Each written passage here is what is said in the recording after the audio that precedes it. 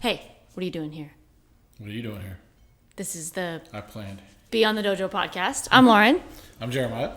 It's been a hot minute, as it always is every year when we manage to take breaks. We started to figure this pattern out for ourselves. So Yeah. Well, it's a season, right? It's the podcast season now. We're in podcast season, not in busy business season. Yeah. So, but we also took quite a break, kind of mentally and emotionally, because we had so much going on over the past 8 or 9 months or so. Yeah, I mean, it was a lot. It was a lot. I don't know if I'd say it was. I don't know. I'd say it was a lot. So, so back in September, I was going to share a cool little story about Karate Kids. Okay, go ahead. Sorry, we skipped that part. We skipped our funny segment. Go ahead. So this is going to be the first time I share this about our daughter. Mm-hmm. All right. I was teaching class one day, and I was really kind of irritated with the kids. I had a tone about me that was definitely not the most loving tone. And I stopped a correction, and I stopped what I was saying. It was quiet in the room, and then all of a sudden you hear my little daughter go, "What?"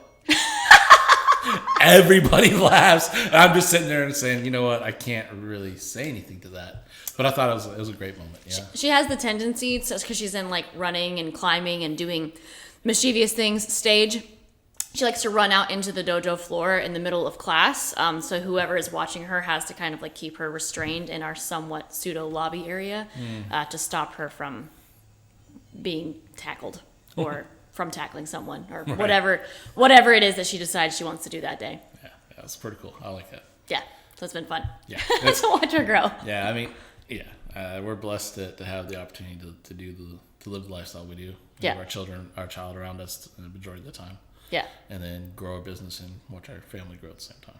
Yeah, yeah, and just watch her mess kids' lives up. That's our lives up. She made one kid cry because he accidentally ran her over, and then she cried, so then he felt horrible, and I'm like, oh, she's fine. And then I couldn't help but say, yeah, she's hurt. He felt so bad. No, I felt pretty bad. He's a good kid. Yeah. But if you were watching, we are obviously not in our house filming this episode. We are in a different location. So we are in our new dojo space. Yeah. So back in September, very unexpectedly, due to things out of our control, we were informed that we had to leave our previous dojo space. And just to settle on this point for just a second, if you've been following us for a while, you know what that kind of meant, because we really put a lot of sweat equity into the place that we were in. But I'm going to argue this because hindsight, I'm saying we put a lot of sweat equity to everything we do. I think that's a karate thing. I mean, maybe it's our personalities, but we were just like, we do something, but then we keep on adding to it, and we're like, this isn't ours, but we could make it better. Let's do that.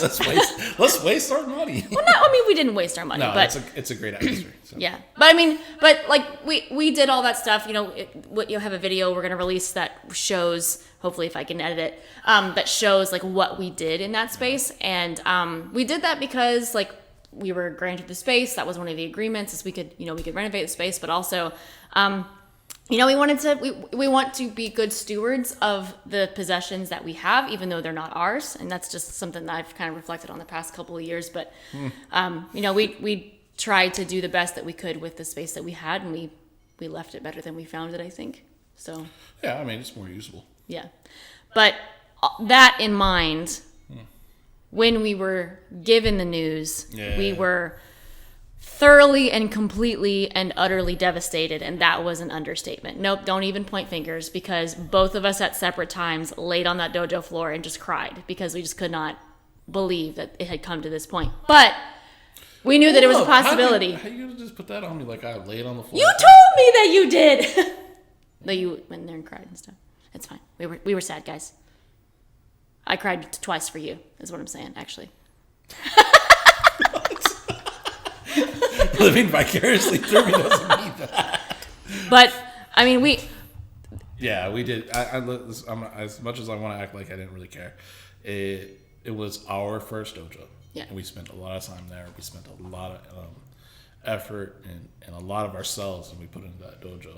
And it was a lot of memories there too, right? For me too, it was the first thing that was mine.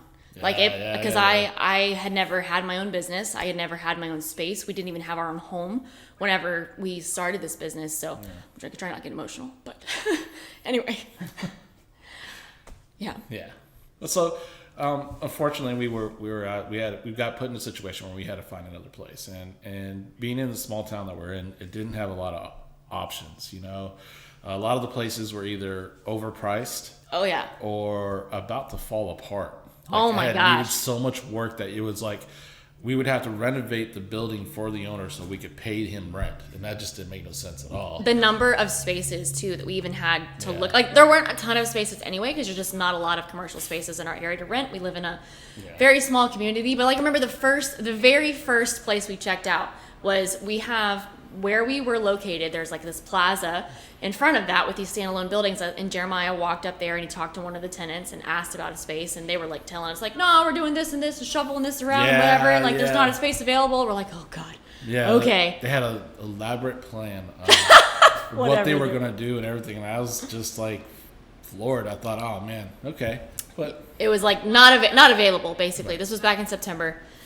So we started searching and searching and searching and searching. Luckily, because at the time, we were told we only had 4 to 8 weeks. Yeah. And luckily that got extended. So we had more time. We continued to search. We continued to try to find resources, financial backing. Building, financial, maybe even just buying a place. We considered everything and anything, and just realized quickly that we weren't ready to buy. We just didn't have the capital up. We didn't have the means or the time to do it. And in retrospect, the wise thing as a business owner would have been to prepare for something like this. I don't think you ever prepare for something like this, but it would have been wise to do that and to not just kind of sit back and oh, we're just out here doing karate and stuff and kicking and punching and think, whatever. Building our business nice and slow. Hey, listen, we're all guilty of becoming complacent when the situation we're in fits our needs and our wants, and we're satisfied with it, right? So it becomes comfortable, right? Yeah. And I think growth comes out of uncomfort. Discomfort. Yeah. Uncomfort. I just made a new word. It's fine. Jeremiah just makes up words, but we know what he means. Yeah. It was uncomfortable though. It was really uncomfortable. But the other issue, once again, that we probably should have anticipated is when we were originally looking for a space to go, we had a hard time. This was 8 years ago. Yeah. Back then, we had a hard time looking for a space to go. Back then, things were still overpriced for the area that we're in. And when you're trying to find a space for a dojo to fit into, it's not that easy. You can't just rent an office space and turn it into a dojo. What are you going to work in 200 square feet and train 3 people at a time? There's just not a lot of not a lot of options as far as open space available. So that was the other big issue. Yeah. So we looked at. We got discouraged. Let's put it that way. We just got discouraged. It was a long process with nothing. Yeah. Nothing really showing up. We didn't really want to move anywhere. We didn't really want to get out of this area. We've spent a lot of time building the community, building our name, and getting people to trust us. It had been a lot of work down the drain completely, not just in our facility, but everything we built outside of it. And I think too, from a business perspective, when you're growing a dojo or planting a dojo or looking to expand or looking to move, you have to consider all those things as what are the values of your business. If you are a bit more of a savvier business person and you're more so about just building up the business quickly versus we're and I'm not saying there's anything necessarily wrong with that if that's your business model. For us, we're very established and plugged into our community, into our local community, not just the dojo. So to pull out of that to go somewhere that possibly offers more profit, it didn't make sense for us, because that would literally mean that we were starting over, because people were not going to travel to us. No, it'd be very few that would travel, and respectfully so. I can understand why. Oh yeah, I mean people would try to, because they've done that in the past. When we shut down the Ocala dojo, people would travel down a bit, but it's just tough. It's tough, and it's really it's unfair to them. Yeah. So after a couple of months of just frustrating, finding a lot of no's, I decided to go back to that same original plaza. It was last ditch effort, y'all. This was the only place left. we drive by it all the time when we went to the old dojo, and I just kept on looking in there, and it always looked like this one place was empty. And I finally went over to the same tenant that I talked to the first time, but he's now in the new part of the whole plan he explained to me, and which was a much bigger rental unit. And I asked him how were they doing with the other one. He goes, well, the landlord got discouraged and was in the middle of redoing it and building the cubicles out and whatever, and just quit. And I said, okay. And he goes, he had some issues with the inspectors and blah, blah, blah, and it kind of just stopped. So he gave me his number. We reached out to him. Lauren spoke to him majority of the time.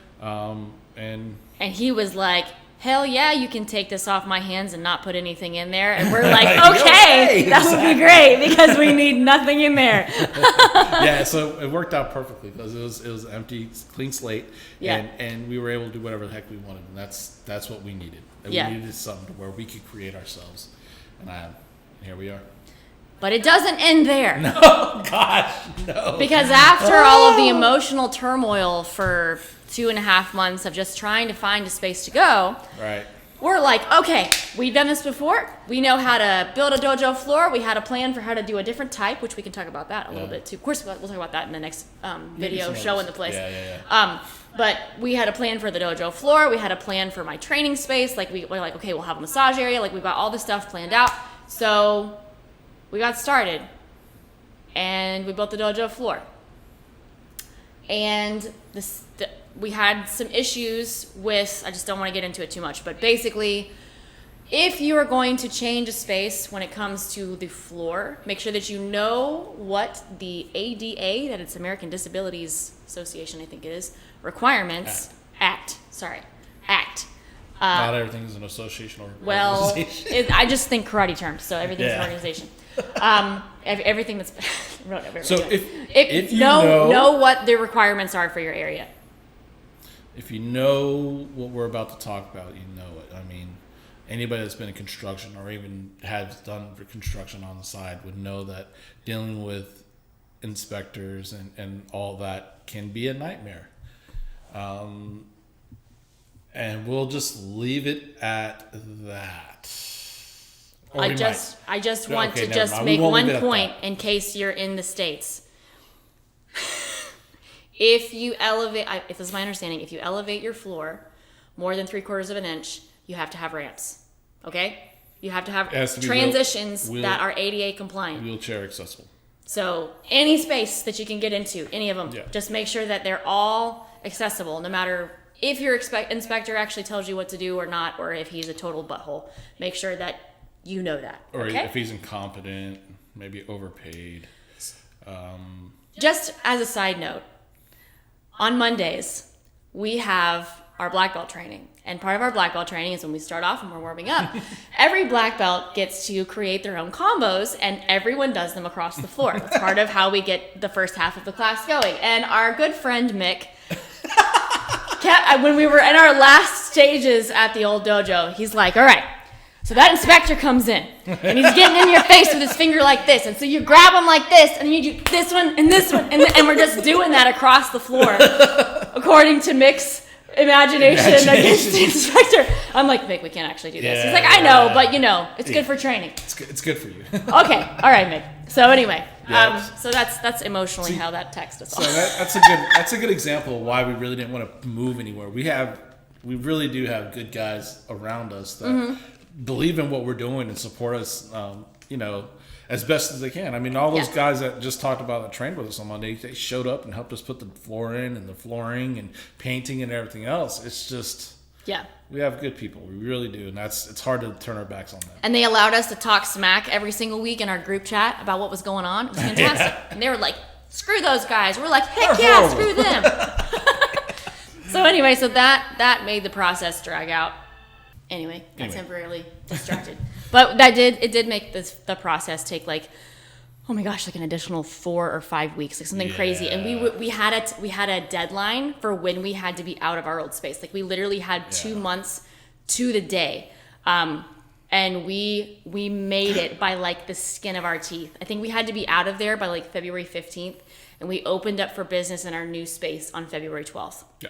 Yeah, it was like real close. We were literally just working all the time. Again, it was like flashback PTSD to when we were working on the old space, and we're working like 12, 14 hours a day, except that I was in my 20s and I had way more energy, and now I'm just tired and I have a toddler and stuff. And anyway, totally different beast whenever you're a little bit older.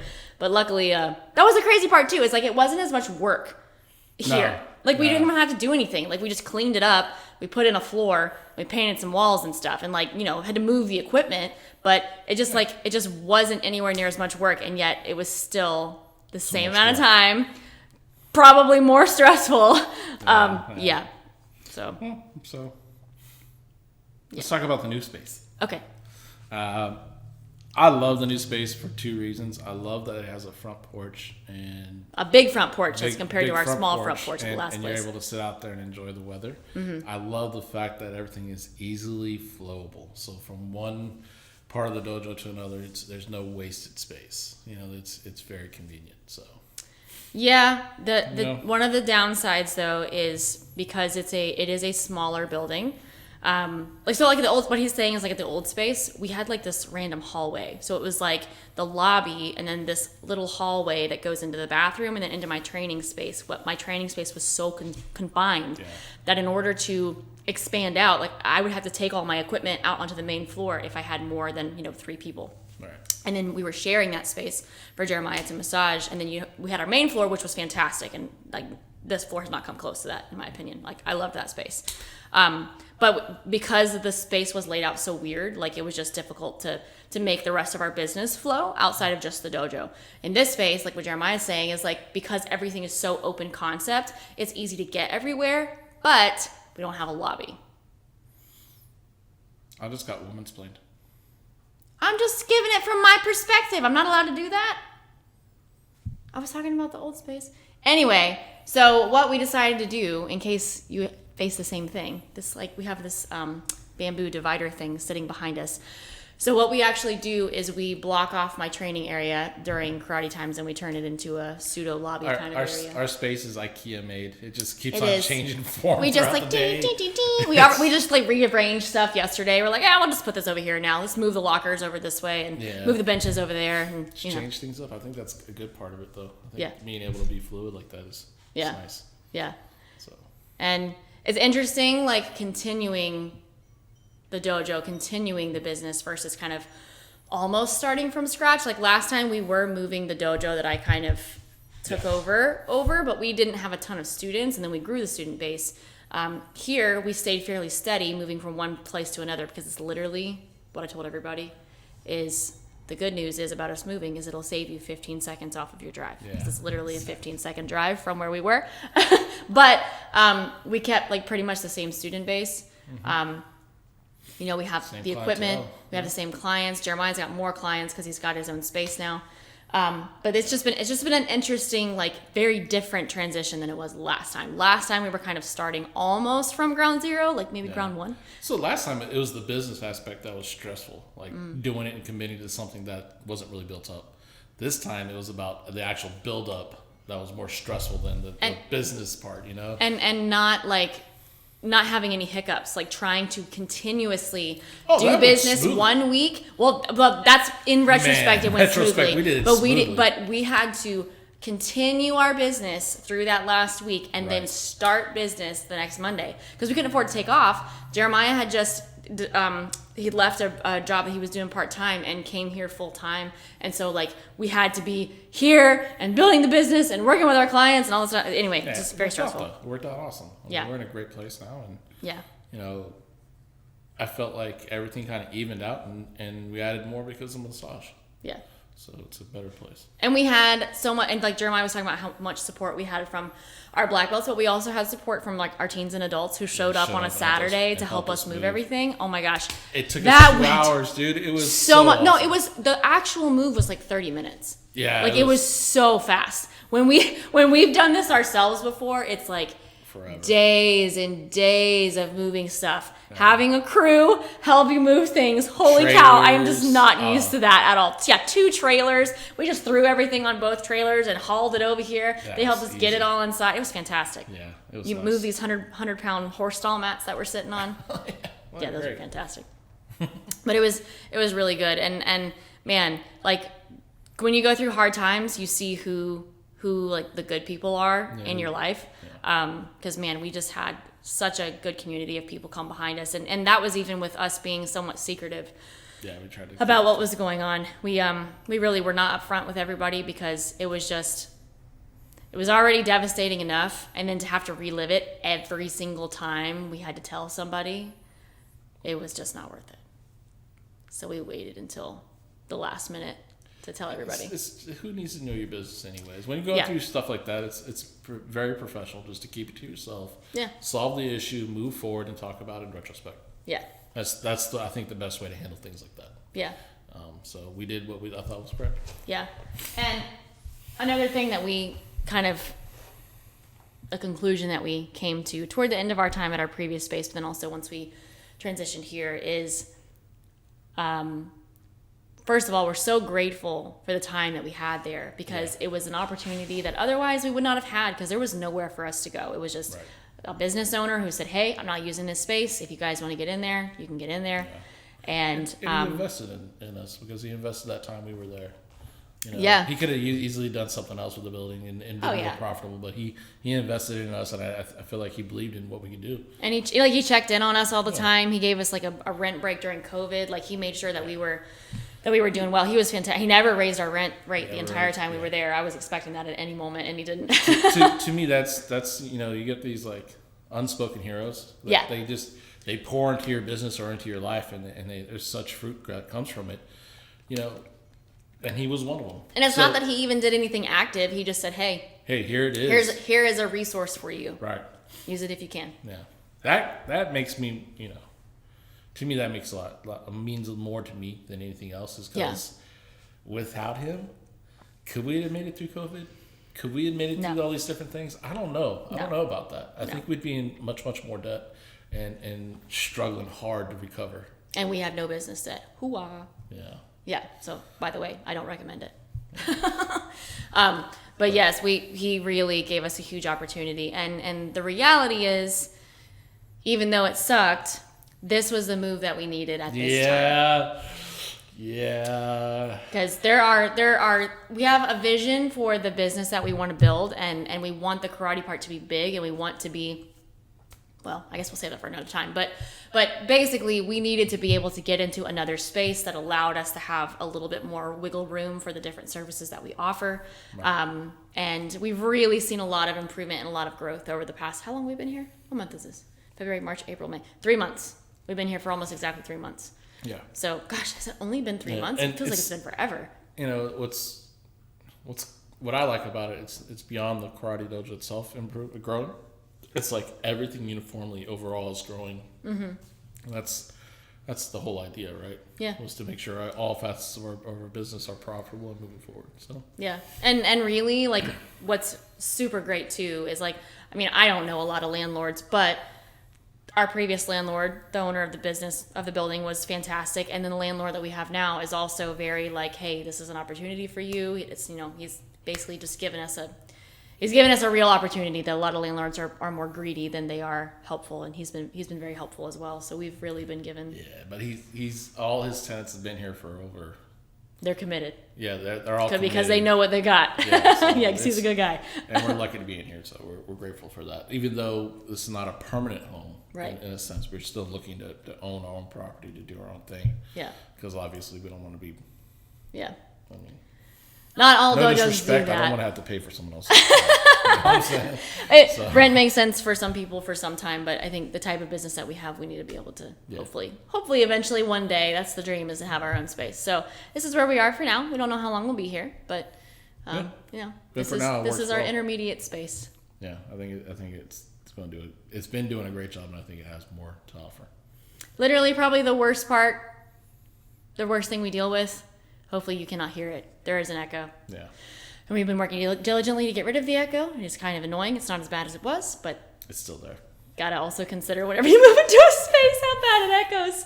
And just imagine 12 kids between Screaming. the ages of 9 and 12 playing a game and just screaming their heads off. Little girls screaming, playing tag. Yeah, it is what it is. Yeah. So hopefully that was not super boring as we gushed about the last however many months. We're just being transparent, man. We're just being transparent. It's probably better that we did this episode now and not in the middle of it, because we would have been emotional wrecks. Also angry and sad and thrashing about and sharing probably more than we should. So, but, making threats over making threats, ready to drop elbows on people's heads, all that kind of stuff. Oh my gosh. So, it's maturity with growth, right? Maturity when you get past the emotional part and you see that this was a learning experience. Everything, if you can look at all trials in that way, and that's what we're trying to do, is look at like all of this has been room for us to grow. Right. So and then it brings it back to like our name of the podcast is Beyond the Dojo, right? Yeah. It's the lessons learned in the dojo apply to beyond the dojo, and I feel like that was one of our major tests beyond the dojo was how do we handle these idiots and this adversity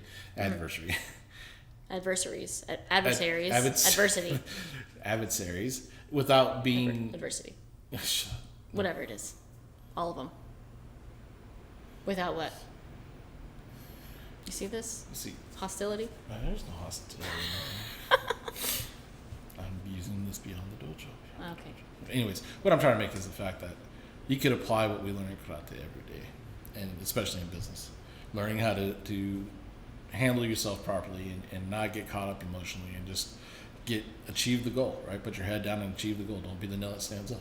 And learn how to not, if you think about in the dojo, it's like not having enmity toward the teacher, but instead understanding that you're just in a learning process, and even though you can get your emotions caught up in it, obviously you're going to be better for it. And, you have the safety of the dojo to learn that in, and now we're doing it in life. In real life.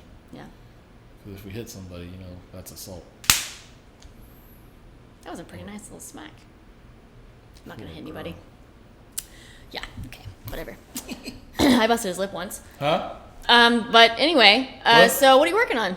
What are you working on? What are you working on? What am I working on? I'm working on the 4th Dan syllabus, which is just a bunch of katas. Right now it's Teki Sandan and Nijishio. Is it a bunch of katas? It's 6 katas. Okay. You got your Tokuli and then choose choice of 6. Okay. Examiner's choice. What specifically are you working on in that? Stopping completely in Teki Sandan. It's if you ever done Teki Sandan, it feels like after a while you're just like it's like it just never stops. It's like one punch, and it's just like repetitive. Jeremiah just did that and shook my whole weight rack. When you got strength and power, I can do it. She didn't do it. She's jealous. But to learn how to have a rhythm within that kata and be able to stop each technique and understand that rhythm has more to do with not only the beat but the pause and learning the pauses in between.